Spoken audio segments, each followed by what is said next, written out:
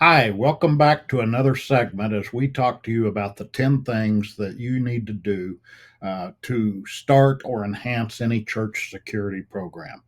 Now, if you may have already started your program years ago, it's always a good thing to go back once in a while and make sure that you haven't lacked doing some step. So, these 10 things are critical for any security program in a faith based organization. Number one, confirm executive support. Number two, establish some sort of a baseline risk survey. Number three, start with what you have where you are. Number four, keep it simple. Number five, keep it legal. Number six, know your insurance. Number seven, work with others. Number eight, train and drill. Number nine, develop policies and procedures. And number 10, it's like jazz.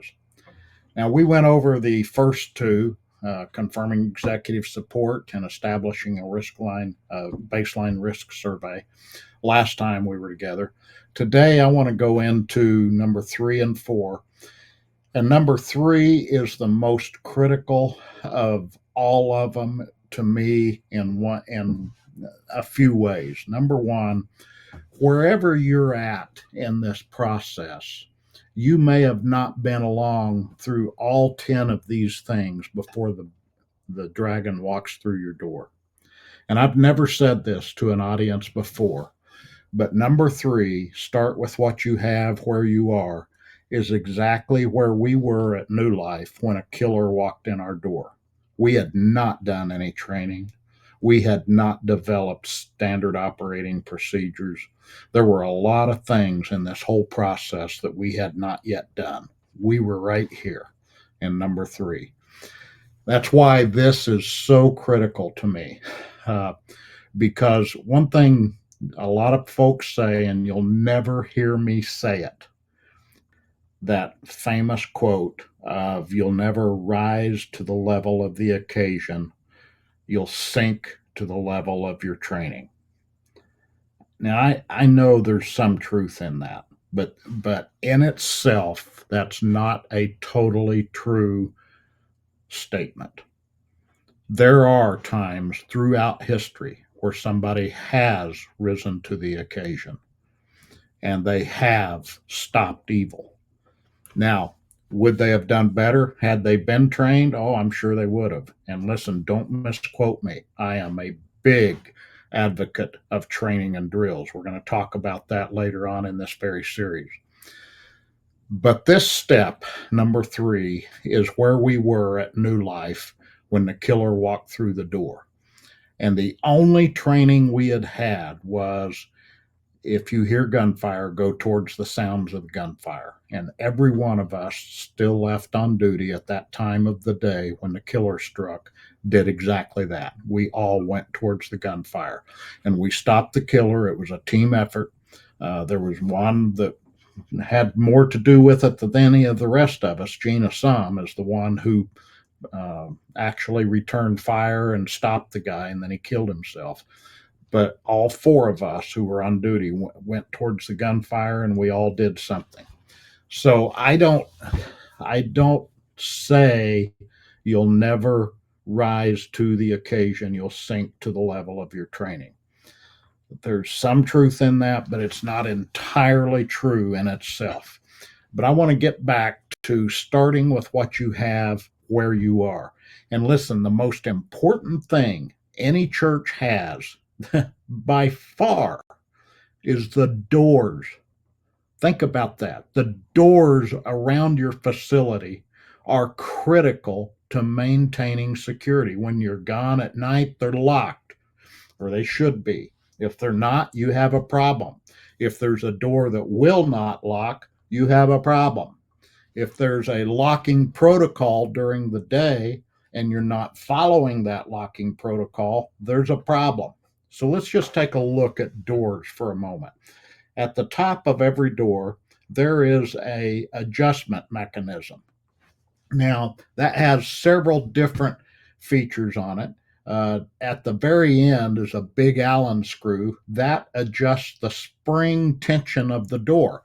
Have you ever come to a commercial door and when you push it open, it feels like somebody's on the other side pushing back to you? Well, that's because that particular function is not tensioned correctly. Somebody needs to get up there on a step ladder and adjust that tension. The next thing is what we call back check control. That's a little Allen wrench on the side of that door controller that when you control it, it stops that door from slamming into the wall when you open it. The next one is called the closing speed or the swing speed. That's a little Allen wrench in the side that does 2/3 of the door's travel, how fast it swings through 2/3 of its motion there. And the last thing is the latch speed. That's just that last 8 inches of closing that door comes together. Now, without all four of those things adjusted correctly, that door is not going to operate correctly and it may not lock. And as an old building engineer, I've said this to a lot of people, and it may be hard for you to understand, but it is truth. Buildings move throughout the year. A building, whether it's your house that you live in, or the garage where your car is, or a major building where you go to work, it moves throughout the year. Different temperatures, different soil conditions, different air pressure dynamics from inside the building to the outside, it moves. And where that move is felt more than anywhere is at doorways. And a door, if you think about it on the south side of your building, southeast or west side especially, the sun hits that door differently at different times of year. And the sun, as we all know, travels mostly in the southern sky in the winter and comes more towards the middle, towards the summer, in the middle of the summer. A door that's shaded in July may take direct sunlight in December. And it's going to take about no less than twice a year. You need to go around to all of your outside doors and make sure that all those latch speeds and spring tensions are set correctly. And one of my favorite stories to verify how critical this is, at the Youth with a Mission Center that was part of our same killing episode at New Life Church, the guy killed two at YWAM in Arvada and then came to New Life and killed two more. When he was at Arvada, a week or two before he got there, a young man in the YWAM school there had discovered one of their doors was not shutting and latching consistently. So he got on the internet, he researched how to do these very controls that I've just talked about. He got up on a ladder and he worked on that thing for several hours. And they said he'd move his ladder away and he'd open the door and watch it shut and latch and check it that it was locking, and he'd open it to different levels, barely open it all the way out, and make sure that each time it came and it latched solid. The killer, when he attacked YWAM that night, all the investigators truly believe that he wanted to kill everybody in that facility that night. He wanted a body count, and he could have got it about 60 people. He wanted to create a mass casualty event right there at YWAM. But through the night, about 12:30, they had gotten him down by that door and were escorting him out when he pulled the firearm and started shooting down the hallway. He injured some, he killed two, and in the chaos, he let the door shut between him and his intended victims. He grabbed it to try to get back in. He couldn't get back in. About that time, a van full of students pulled in the parking lot. The combination of the two things caused him to abandon his plan, and he ran off. The young man who had fixed that door was a young man by the name of Philip Krause. He died that night. He was one of the two killed. But I will always believe that he saved more lives that night than anybody did.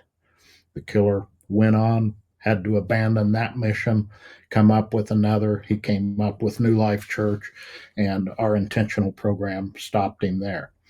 So, this is a very critical step. Doors are 10 times more important to your program than firearms will ever be. And I know it's not fun. I know there's people that want to pull their hair out hearing talking about adjusting a door. But folks, it will save lives. Focus on this issue of uh, making sure that you're starting with what you have. Then, when we go on to the next one, keep it simple. I really mean that. I've seen policy and procedure manuals 2 inches thick. Nobody's going to remember everything in there. Folks, please keep it simple. One mistake I see people do is they try to make their policy manual an evangelical tool. And should we be evangelical? Absolutely. We're all called. We're all ambassadors of Christ. We are first and foremost there to try to make sure people come to the love of Christ. Don't get religious in your policies manual. It's just a policies manual. Keep it focused on keeping people safe and secure. And don't waste words. Just state what needs to be done so that everybody understands what their mission is and is on the same page. Keep it simple. And by keeping it simple, everybody is going to be more uh, aware of all things that they should be doing. You can't describe everything that's ever going to happen in your faith based organization. You can't do it. The military can't do it for any engagement. The police officers can't do it. There's this term they use called totality of the circumstances. There are things that you just can't foresee, that you can't write down. Don't try. Keep it simple. So, those are the two for today. Start with what you have and keep it simple. Next time we get together, we're going to talk about keeping it legal and getting to know your insurance. So, thank you. We'll look forward to next time.